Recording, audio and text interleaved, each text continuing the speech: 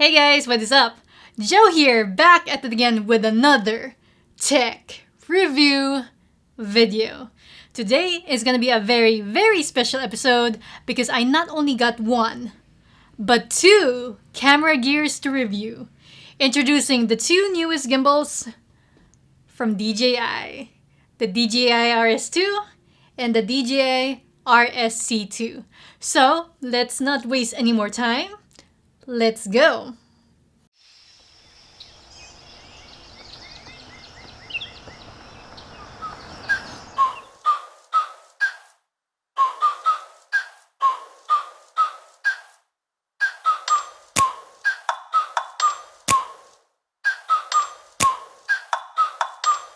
Like, ride with me if you ride with me, you can slide with me if you feel like 550 on the 5 sticky, come get high with me, that's a deal, right? Ride with me if you ride with me, you can slide with me if you feel like 550 on the 5 sticky, come get high with me, that's a deal, right? Get it right, got 5 on it.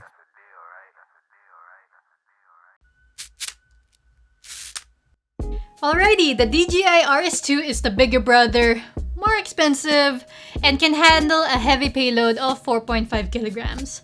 While the RSC2 is the little brother, more affordable, and can handle a payload of 3 kilograms.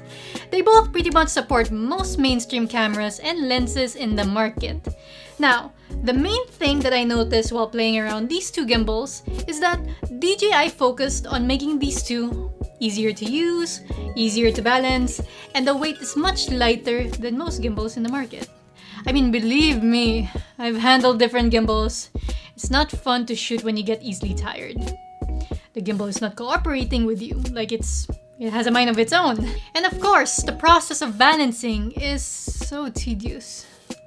So, let's talk more about the designs of these two. The two are much more lightweight and portable than its predecessor, the DJI Ronin S. Firstly, if you look closely at the RS2, it incorporates carbon fiber material in its roll, tilt, and pan axis arm. That not only makes it lighter and highly durable, but also makes balancing adjustment smoother compared to the usual materials we see in most gimbals. Fun fact, this is the first ever gimbal that has ever incorporated a carbon fiber design.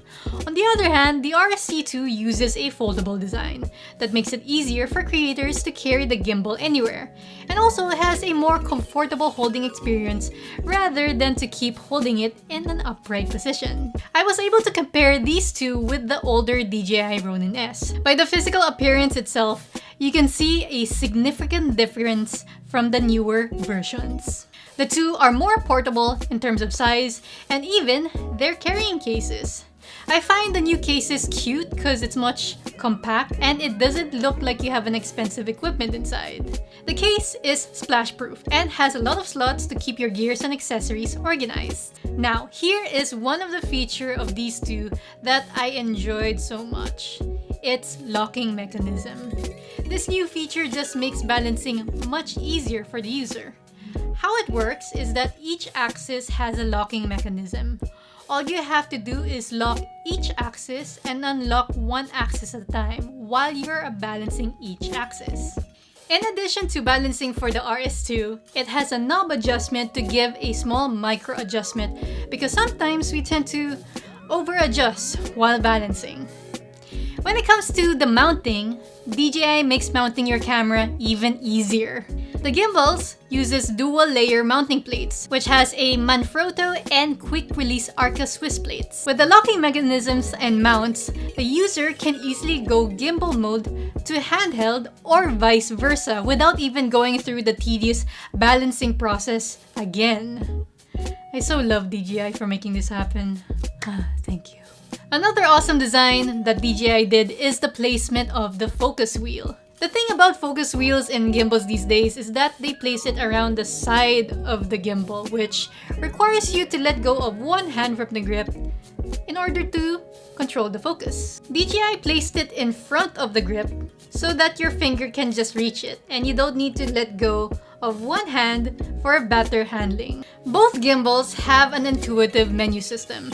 For the RS2, there is a touchscreen that allows you to navigate through its menu, while the RSC2 uses some sort of jog dial and button to go through its setting like follow modes. When it comes to the follow modes, it has 5 settings: pan follow, pan tilt follow, FPV, 360 roll, which is like the inception effect, portrait mode for vertical videos like IG stories, and custom mode, which allows you to either turn on only pan, tilt, roll, or do a combination of the two. I like that they include a custom mode, especially in scenarios where I want a consistent movement. Like, I just want to control the tilt movement, for example. I experienced some gimbals whereas I was trying to tilt in FPV mode, but the gimbal suddenly drifts and pans. So with this custom mode, it will not pan or roll and makes the movement much consistent. When it comes to stabilization, thanks to the unique super smooth stabilization algorithm, both gimbals can capture super smooth and stable footages up to 100mm focal length. Personally, when I was checking out the footages, I felt like I don't need to do extra fix in post-production, especially when I need to warp stabilize the small jitters that can be seen at times. Regarding the battery life, both gimbals use built-in batteries that can support fast charging via Type-C cables. The RS2 has 1.5 hours of charging time with 12 hours of operation, while the RSC2 has 2 hours of charging time with 14 hours of operation. What's good about the built-in battery, you can still charge it via power bank while you're still shooting. Now, let's talk about the expansion kit or the Pro version if you opt to get the additional accessories. One of the main additions of the expansion kits is the Raven Eye system. It is a wireless video transmitter that transmits the video of your camera and gimbal controls to your phone. This is perfect for those who would like to have a two-man handling one gimbal. One holding the gimbal and the other controlling the movements of the gimbal, especially in difficult scenarios that you are unable to see what the camera is shooting. With the Raven Eye system, you can unlock its Active Track 3.0 feature, perfect for shooting moving subjects. Both gimbals are equipped with 2 NATO ports, so if you opt to buy the additional accessories like the handles and phone mounts, this is where you can mount them to your liking. Now let's talk more about the accessories, specifically for the RS2, because this gimbal caters to the more high-end creators. You can actually remove the handle of the RS2 and mount the carbon fiber arms on a different kind of base. DJI has universal base mounts that you can use to attach the RS2 to a car, dual handles, and a lot of ecosystem of mounts that DJI is releasing to the high-end professional users. Now, here are my final thoughts about these two gimbals. For me, if you're looking for the best gimbals you can get in the market right now, these are definitely the one. I mean, DJI as a company knows how to listen to their consumers. DJI studied and pretty much fixed common problems that most gimbal users have gone through. I'm pretty much sold on what these two gimbals can do. They're lightweight, more compact, user experience is much easier, and investing on these two will surely make your workflow a breeze. Alrighty, that ends my review of the DJI RS2 and the DJI RSC2. I hope you guys learned something new in this video. If you did, please don't forget to share your support by giving a thumbs up, commenting, subscribing, and hitting the notification bell to be notified for new videos such as this. And don't forget to follow my other social media accounts such as Facebook and Instagram. This is Joe Serrano signing out, and I will see you in the next one. See you guys and stay safe.